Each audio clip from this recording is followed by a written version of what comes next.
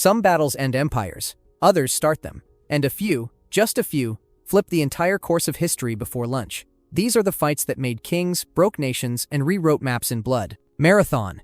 When 10,000 Greeks made Persia bleed, the Persians came to win. They had ships, gold, and 25,000 soldiers itching to erase Athens from the map. After all, this was personal. A few years earlier, the Athenians had backed a rebellion in Persian-controlled Ionia. King Darius I didn't forget. He sent a massive force across the Aegean to punish the city and remind the Greeks who owned the world. The Persians landed at Marathon, just 26 miles from Athens. Perfect beach, perfect battlefield.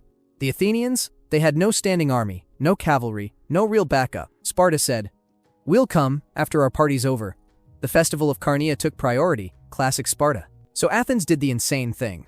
They marched to Marathon alone. 10,000 citizen soldiers, farmers, potters, metalworkers, led by Miltiades, a general with brains and guts. He knew they couldn't win by fighting fair, so he bent the rules. He packed his forces thick on the sides and pulled back the center.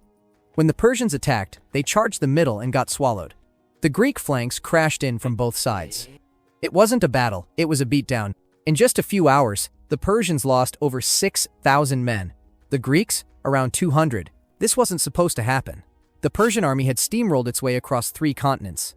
Now they were getting dunked on by amateur hoplites with shields and sandals. Worse, they had to crawl back to their ships while Athens still stood, louder than ever. It was a message. Persia could bleed. And Athens? Athens could lead. Also, forget the one guy ran 26 miles and died story. That part's a later legend.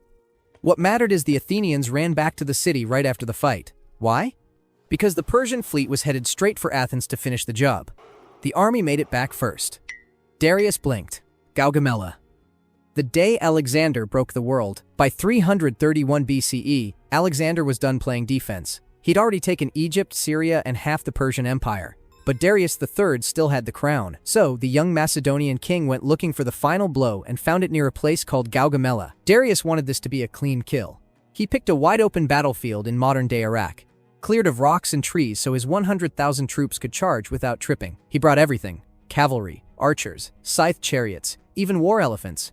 It was supposed to be a massacre. Alexander didn't care. He showed up with about 47,000 men, less than half the size of Darius's army. Elephants were expensive.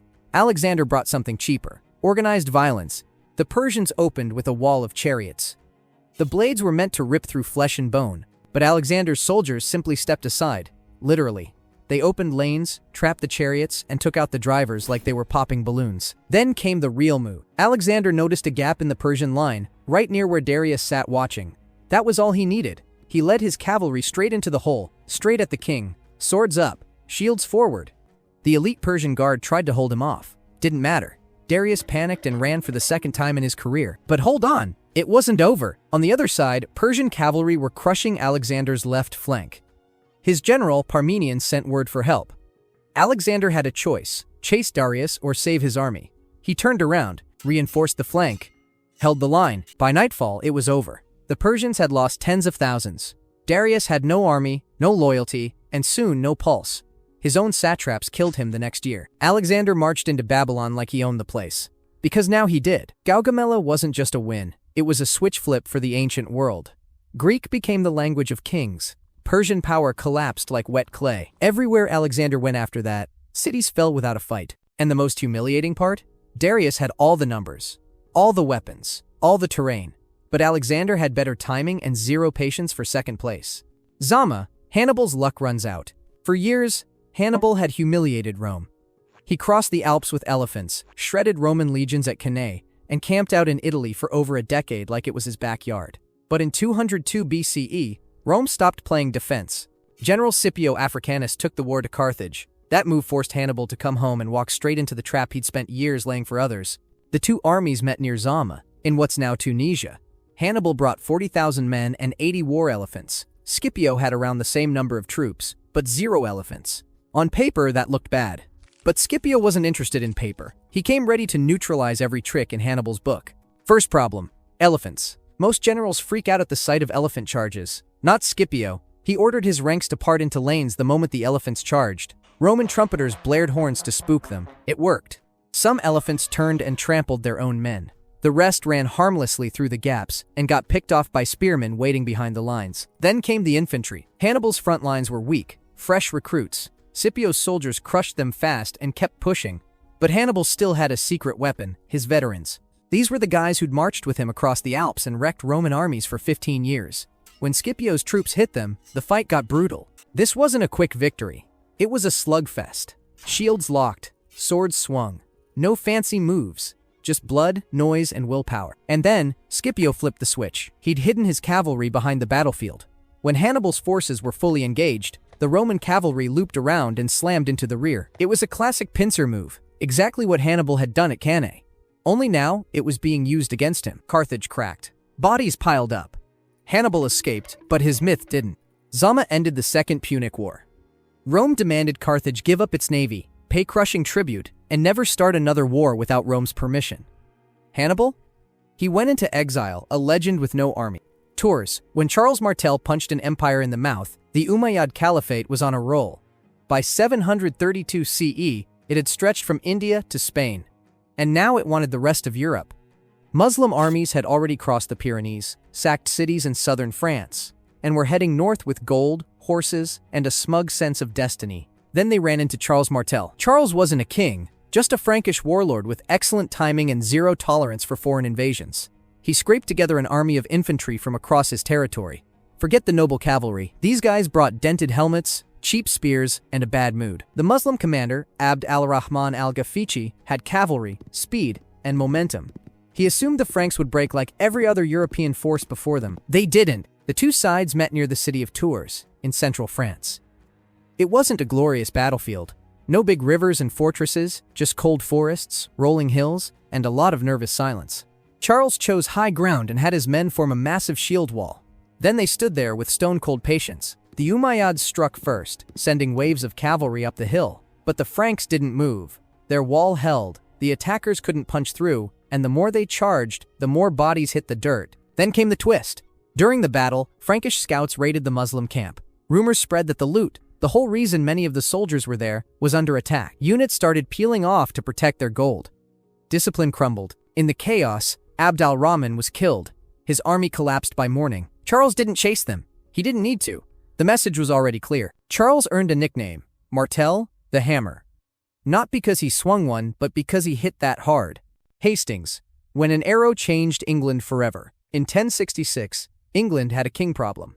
Edward the Confessor died without a clear heir, and suddenly, 3 men claimed the crown. One of them, Harold Godwinson, was already crowned when William, Duke of Normandy, decided that was adorable and wrong. William crossed the English Channel with about 7,000 troops, including cavalry, archers, and heavy infantry. He wasn't just invading, he was cashing in a promise. Edward had allegedly named William heir years earlier. William came to collect. Harold had just marched his army 185 miles south after crushing another rival, Harold Hardrada of Norway, at the Battle of Stamford Bridge. His men were tired, wounded, and probably wondering why everyone wanted their island all of a sudden. The two armies met near Hastings on October 14. Harold took the high ground and formed a massive shield wall across the ridge. It was a solid, old-school tactic, and for most of the day it worked. William's first attacks failed. His archers couldn't break the wall. His infantry got chewed up. Even his cavalry bounced off. At one point, rumors spread that William was dead. He had to take off his helmet and ride along the line shouting, "Still here!" Then came the turning point. William's forces pretended to retreat. Parts of Harold's army broke formation and chased them downhill. That's when the Normans turned around and cut them to pieces. Classic bait and kill. It worked again and again. But the final blow? An arrow. Shot into the air, it struck Harold in the eye. He either died immediately or was hacked down afterward. Either way, he was gone. Leaderless, the English lines broke. The Normans surged uphill, wiping out resistance and securing the field. Hastings wasn't just a battle, it was a regime change. William became William the Conqueror, the first Norman king of England. French culture flooded in, so did new laws, castles, and the infamous Doomsday Book. English history split in two that day. Before Hastings, it was Saxon. After Hastings, it was something else entirely. And all because one tired army stood on a hill, held the line, and then cracked at exactly the wrong moment. Ain Jalut. The Mongols finally hit a wall. The Mongols were untouchable. They'd burned through China, Persia, and Eastern Europe like a plague on horseback. Cities vanished. Populations were erased. By 1260, they had sacked Baghdad, destroyed the Abbasid Caliphate, and rolled straight into Syria. Next stop, Egypt? Or so they thought. Enter the Mamluks. These weren't soft palace guards. The Mamluks were enslaved boys trained from childhood to fight, survive, and obey. Now they ran Egypt, and they weren't planning to hand it over. Their leader, Sultan Qutuz, knew the Mongols were coming, so he made a deal with his rival Baybars and marched north to meet them. The Mongols, led by Kitbuka, a Christian general loyal to Hulagu Khan, were expecting another easy win. They brought around 10,000 seasoned warriors. Smaller than usual, but still terrifying. Hulagu had just pulled most of his army back east after the Great Khan died, leaving Kitbuka in charge of the advance. The two forces clashed at Ain Jalut, a green valley in what's now northern Israel. It was the first time the Mongols were up against an enemy that had actually studied their tactics and had a few dirty tricks of their own. The Mamluks opened with a feigned retreat. Kitbuka took the bait. He chased them into narrow terrain, ideal for an ambush. That's when the real Mamluk force slammed in from the sides. Arrows flew, horses screamed, steel crashed. Kitbuka realized too late he'd been set up. The Mongol army tried to regroup, but it was over. Kitbuka was captured and beheaded. His head got paraded around like a trophy. Mongol morale? Vaporized. Ain Jalut changed everything. This wasn't just a tactical win. It was the first time a Mongol army had been defeated in open combat. The myth of Mongol invincibility cracked, and the Mamluks became legends overnight. And here's the kicker. The Mamluks weren't kings, nobles, or emperors. They were ex-slaves, trained to obey, born to serve. But at Ain Jalut, they stood up and made the most feared warriors on earth turn to dust. The horde blinked. The empire paused. And for once, the unstoppable force got shoved back. Lepanto. When rowboats sank an empire's ego, the Ottoman Empire was unstoppable at sea. It had taken Cyprus, smashed fleets, and turned the Mediterranean into its private highway. By 1571, Venice was desperate. So was the Pope. Spain wasn't thrilled either. So they did the unthinkable, they teamed up. The result? The Holy League. A mix of Catholic powers who usually hated each other, but decided they'd hate Ottoman dominance more. At the head of the Christian fleet stood Don John of Austria, the 24-year-old illegitimate half-brother of King Philip II of Spain. His opposite? Ali Pasha, commander of the Ottoman fleet and no stranger to sea warfare. The Ottomans brought around 230 galleys. The Holy League had about the same, give or take a few cannons. The two sides met in the Gulf of Patras, near Lepanto, on October 7, 1571. Forget sleek naval maneuvers. This was brutal, close-range combat. Cannons fired, ships slammed into each other. Soldiers boarded enemy decks and turned boats into floating bloodbaths. Don John's flagship, the Real, rammed straight into Ali Pasha's Sultana. They locked together in a savage boarding fight. The Ottomans held firm until Ali Pasha took a musket ball to the forehead. His head was chopped off and hoisted on a pike. Subtle it wasn't. Effective? Absolutely. Ottoman morale shattered. By sunset, over 200 Ottoman ships were either sunk or captured. More than 30,000 men died, most of them Ottoman. The Holy League lost around a dozen ships. The Mediterranean turned red. Lepanto didn't destroy the Ottoman navy forever, but it wrecked the myth. For the first time in over a century, they weren't invincible at sea. And it was the last major battle fought with rowing galleys, making it the bloodiest swan song in maritime history. This battle didn't just shift naval power. It froze Ottoman expansion into Western Europe. It gave Christian Europe room to breathe and brag. Venice celebrated, Spain flexed, and the Pope rang church bells like he'd just punched the devil. And here's the twist. Most of the Christian sailors were convicts chained to oars. Men condemned by their own empires just helped sink another. And somehow, they won. Saratoga. The moment the world bet on a rebellion. By 1777, the American Revolution was looking shaky. The British had crushed New York, occupied Philadelphia, and sent General John Burgoyne marching south from Canada with 7,000 redcoats and Hessian mercenaries. His goal? Slice the colonies in half along the Hudson River. Game over, but the colonies weren't done yet. Burgoyne's plan depended on perfect timing. He expected support from other British forces marching north. Spoiler, that help never showed. Bad communication, worse planning, and classic British overconfidence left him stuck in upstate New York, surrounded by forests, rebels, and logistical nightmares. The Americans, led by General Horatio Gates and a fiery ex-alcoholic named Benedict Arnold, weren't about to waste the opportunity. They knew Burgoyne was isolated. They also knew he was dragging wagons full of champagne and a mistress through the wilderness. Not exactly a fast-moving army. The two forces clashed in two major battles near Saratoga, Freeman's Farm in September and Bemis Heights in October. At first, it was messy. Arnold kept pushing aggressive tactics. Gates wanted to dig trenches and wait. Arnold went rogue. He stormed the battlefield on horseback, rallying troops and smashing through the British right flank. He got shot in the leg, again, but didn't stop yelling orders. His charge broke the British lines. Burgoyne, bleeding men and supplies, had nowhere to go. On October 17, 1777, he surrendered. Over 5,000 British and Hessian troops laid down their arms. It was the biggest British surrender in history at the time. Saratoga didn't just flip the war, it flipped the world's opinion. France, watching from the sidelines, finally said, "All right, let's do this." They joined the war, bringing ships, soldiers, and a massive wallet. Spain followed, so did the Dutch. Suddenly, a scrappy revolution became a global dogfight. And the punchline? Benedict Arnold, the hero of Saratoga, eventually flipped sides and became America's most famous traitor. But at Saratoga, he was the reason they won. This battle proved the Americans weren't just angry farmers with pitchforks. They had strategy, guts, and, after this, international backing. Burgoyne came with gold buttons, a full orchestra, and marching drums. He left in silence. Waterloo, the final shutdown of Napoleon Bonaparte. Napoleon was supposed to be finished. He'd been exiled to Elba, stripped of power, and replaced by bored royals. But in 1815, he broke out, landed in France, and was back in Paris faster than you can say bad idea. The 100 Days began, and Europe panicked. Britain, Prussia, Austria, and Russia scrambled to form another coalition. The plan was simple. Smash Napoleon before he got too comfortable. Napoleon's plan? Punch first, split the enemy armies, and win fast. He moved north into Belgium with 72,000 men. Opposing him, the Duke of Wellington's Anglo-Allied force and Marshal Blucher's Prussians.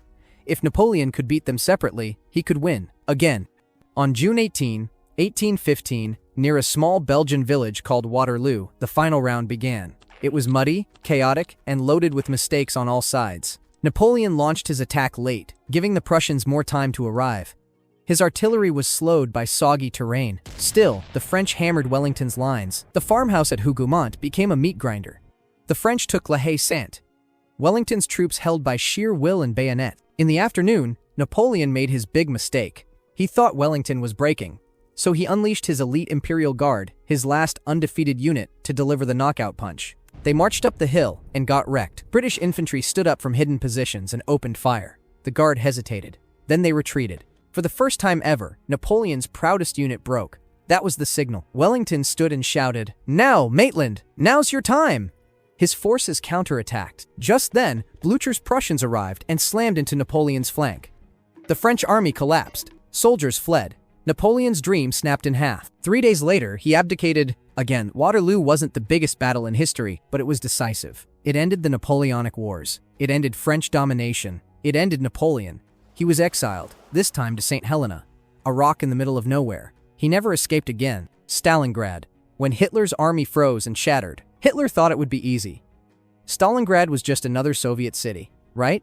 Take it, cut off the Volga, grab the oil fields, and watch the Red Army collapse. Simple. Wrong. In summer 1942, Germany launched Operation Blue, an eastern push to seize the Soviet Union's southern resources. Army Group B reached Stalingrad by August. The city wasn't just strategic, it had Stalin's name on it. That made it personal. The Luftwaffe bombed it flat. Concrete turned to rubble. Thousands of civilians were killed or trapped. But the Soviets didn't flee. They dug in. Every street, factory, and sewer turned into a battlefield. It wasn't war. It was demolition with rifles. German troops pushed inch by inch through the ruins. Buildings changed hands daily. A single railway station was fought over 14 times in 6 hours. The Soviets clung to the west bank of the Volga, resupplied by boats under constant fire. Not a step back, Stalin ordered, and they didn't. Then, on November 19, the trap snapped. The Soviets launched Operation Uranus, a massive two-pronged counterattack that didn't hit the Germans head-on. Instead, it targeted their flanks, held by weaker Romanian and Italian units. In just days, 300,000 Axis troops were surrounded. Hitler refused to let them retreat. He ordered General Paulus to hold the city to the last bullet. Supplies had to be airlifted in, except the Luftwaffe couldn't handle it. Soldiers starved, frostbite spread, ammunition ran dry. By January, the Soviets closed in. Street fighting turned into slaughter. On January 31, 1943, Paulus surrendered. He became the first German field marshal ever captured alive, because Hitler had expected him to shoot himself. By February 2, it was over. Roughly 91,000 Axis soldiers were taken prisoner. Only about 5,000 ever made it back to Germany. The Soviets lost over 1 million men, but they didn't break. Stalingrad wasn't just a turning point. It was a death sentence for Nazi ambition. From that moment on, Germany was on the defensive, pushed westward until Berlin burned. The myth of Blitzkrieg died in Stalingrad's snow. Hitler's aura of invincibility? Gone. And the Red Army? They just found their momentum. So, what started as a name on a map became a graveyard for an empire. Germany came for oil and glory. They left behind corpses and silence. The Eastern Front didn't just shift. It roared back with blood and fire. And in the middle of it all stood Stalingrad, cold, ruined, undefeated.